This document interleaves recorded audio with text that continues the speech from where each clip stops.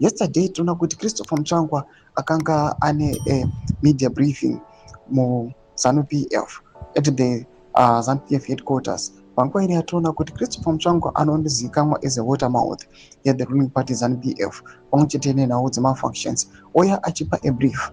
Oya panguva ine achati pamusoro pema-constitutional amendments achiti aiwa panguva ine they thank vakomana ma-legislators, ma-senators who voted for the bill.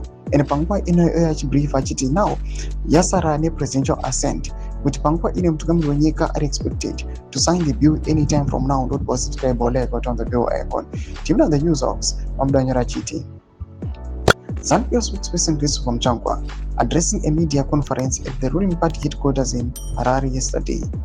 Mutsvangwa was emphatic that President Emerson Mnangagwa will anytime sign into law Constitution Amendment Bill number 3, ushering in far-reaching political, electoral, and governance changes in Zimbabwe.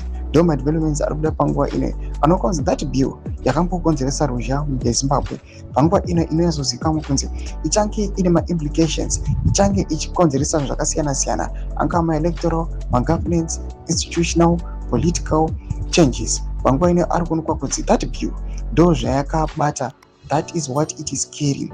And panguva ino kunoonekwa kunzi after signing it kuchaonekwa kugeda-geda, ayo kuchaonekwa ma-posters achange ari intensive muZimbabwe, mugovernment, pamwechete the ruling party ZANU-PF. Developments ari kuda panguva ino.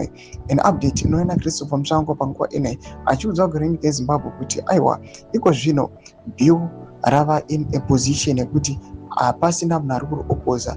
Ma-legislators have voted for it. And panguva ino zvangosarira kupresidium. Ina comment section medu kuti zvemafungiro enyu mari kudipa pamusoro pechitiko ichi. Subscribe or like, watch it until the bill icon.